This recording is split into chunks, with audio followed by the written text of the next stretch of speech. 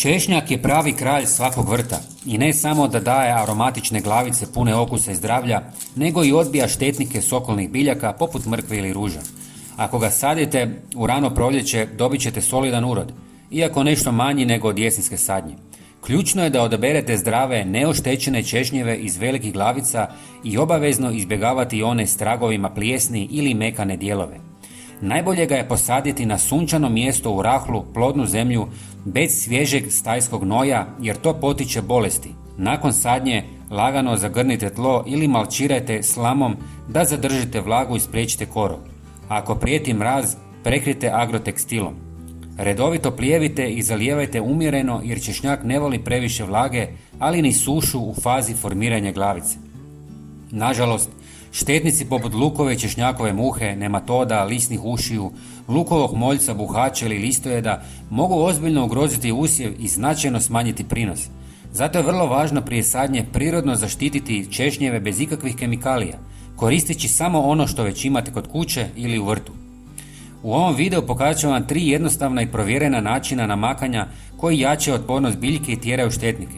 Sve se radi brzo, jednostavno i bez rizika. Prvo, pripremite čaj od pelina, prirodni repelent koji muhe i mnogi drugi insekti ne podnose. Pelin se koristi jer sadrži gorke tvari koje snažno odbijaju štetnike i smanjuju pojavu gljivičnih bolesti. Uzmite 1 žlicu suhog pelina, prelijte s pola litre vruće vode i ostavite da odstoji 12 do 24 sata ili ga kratko prokuhajte pa ohladite. Ohlađeni čaj procijedite, ubacite češnjeve i ostavite ih da se namaču 1 do 2 sata. Ova metoda daje snažnu početnu zaštitu prije sadnje.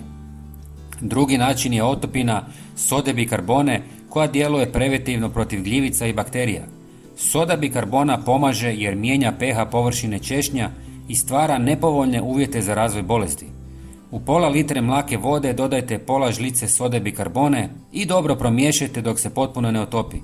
U otopinu stavite češnjeve, lagano promiješajte i ostavite 1 do 2 sata.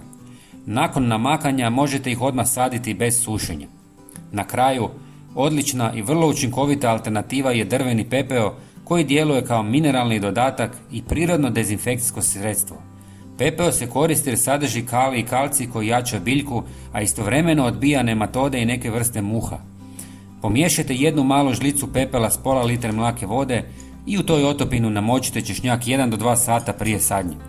Ove metode jednako dobro djeluju i za luk. Za dodatnu zaštitu sadite češnjak uz mrkvu, mentu ili celer jer njihovi mirisi prirodno odbijaju štetnike.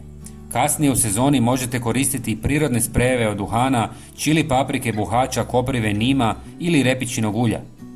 Prijatelji, napišite nam odakle dolazite i sadite li češnjak. Volimo čitati vaše priče. Hvala što ste s nama, lajkate, preplatite se i ne zaboravite kliknuti na sljedeći video koji se upravo prikazuje na ekranu. Srdačan pozdrav!